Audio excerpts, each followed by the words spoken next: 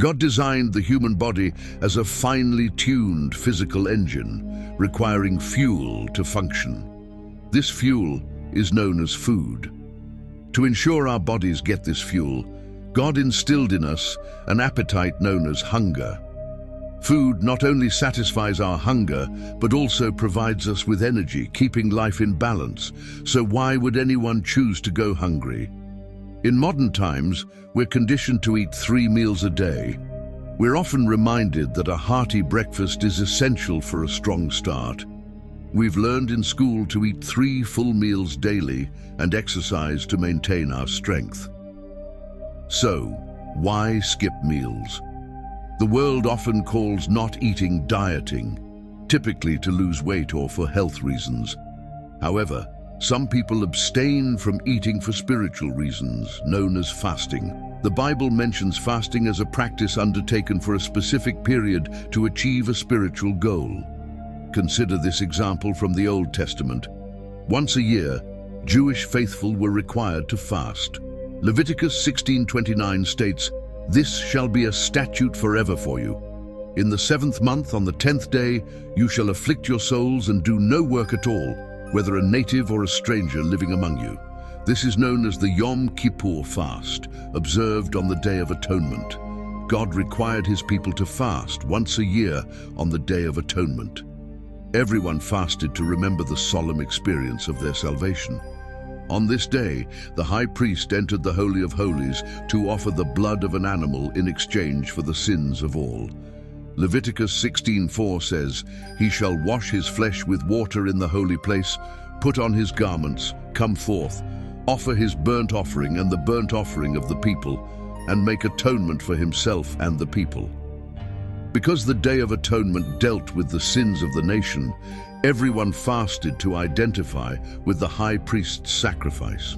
Jesus told his disciples, "When you fast," in Matthew 6:16-18, emphasizing the importance of fasting without seeking public acclaim.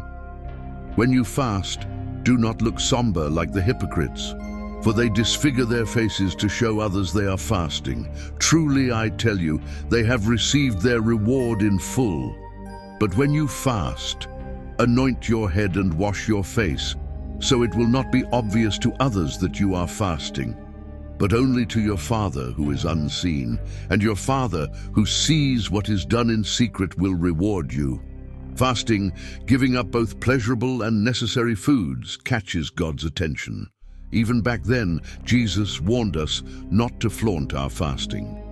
Fasting is a legitimate spiritual discipline involving temporary abstention from a bodily desire, usually food, to fulfill a spiritual need. Instead of eating, dedicate yourself to secret prayer, seeking God's intervention. If your goal in fasting is to receive praise from others, their approval will be your reward. Concerns about fasting are natural, especially if you've never fasted before. The idea of going without food can be daunting. People worry about hunger pains, endurance, and social perceptions. However, fasting is not about impressing others. It's a private commitment between you and God. Jesus reminded us not to make an outward show of our religious devotion. Instead, fasting is a private act of faith. You can fast in private and tell no one, or you might participate in a public fast with your church or another individual. Ezra fasted with 4,000 people, and Esther asked all Jewish believers to fast for divine intervention. Every year in May, Christians are invited to participate in the National Day of Prayer and Fasting. Fasting is not the same as dieting or eliminating food for health reasons. There are many types of fasts for spiritual reasons, each paired with prayer. Fasting is a biblical discipline that can enhance your spiritual fitness and transform you into a prayer warrior for God. Some believe Christians don't need discipline, but we build our strength through spiritual exercises. Remember, we are soldiers of Christ, proficient in various disciplines, including fasting. Jesus told his disciples that when you pray for others, whether for your church or people's salvation, Satan will oppose you. Fasting like climbing a mountain, is demanding both spiritually and physically. Start this adventure with a clear understanding of the challenges ahead, but know the rewards will be worth it. If this is your first fast, start small. God honors your first step of faith, no matter how small it seems. Your attitude during fasting is crucial. Just like a heartfelt proposal, the sincerity behind your fast matters more than its length. Begin by skipping one meal. In the Old Testament, Jews fasted for one day on Yom Kippur each year, from sunset to sunset. Plan to start your fast at sunset, skip dinner, then breakfast and lunch the next day. After sunset, break your fast with a normal meal. Fasting with a companion can be beneficial, especially if you're new to fasting. If you're fasting for a specific prayer request, invite someone to join you. There's strength in numbers. Jesus said in Matthew 18:19, "Truly I tell you, whatever you bind on earth will be bound in heaven, and whatever you loose on earth will be loosed in heaven." Again, truly I tell you that if two of you on earth agree about anything you ask for, it will be done for you by my Father in heaven. Fasting with someone provides accountability and support. You can discuss doubts, questions, and fears, helping each other stay motivated. When you climb a mountain with others, the victory is sweeter, and you have people to celebrate with. Similarly, fasting with a friend enhances the experience and keeps you accountable. When preparing to fast, understand why you're fasting. There are countless reasons to fast, and you might already have one. When David faced Goliath, no other Israeli soldier wanted to confront the giant, but David had a compelling reason. Make a list of your reasons for fasting and write them down. This sharpens your focus and strengthens your resolve. Plan your fast carefully. Don't enter it casually. Make a firm commitment to fast for a specific period, regardless of circumstances.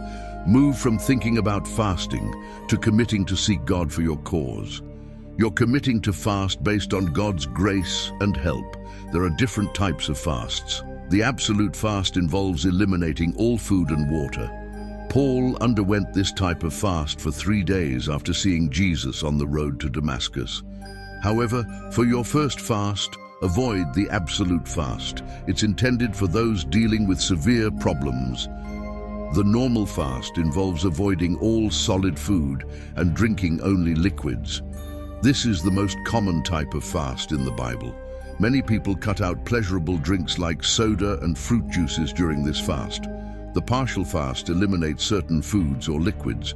This is also known as the Daniel fast, where Daniel ate only vegetables and water.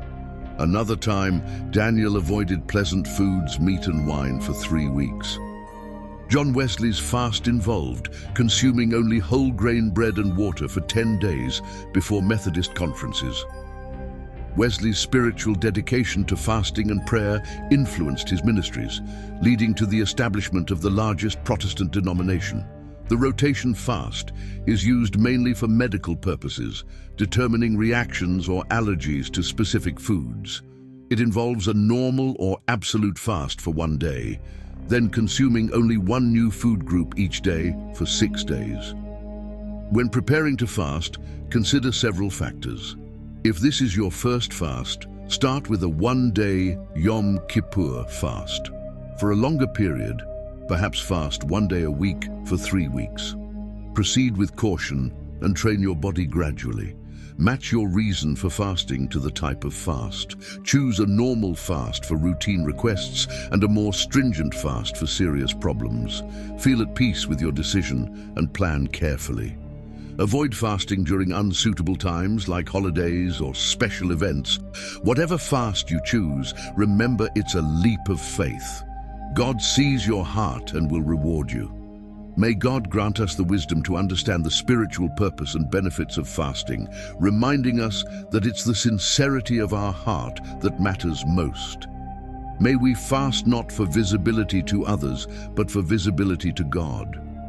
We thank the Lord for the strength and discipline that fasting provides, teaching us to depend more on Him and less on ourselves.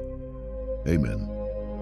If this content was valuable to you, please support us with your subscription so you don't miss any upcoming videos. Together we can enlighten more minds and expand our understanding.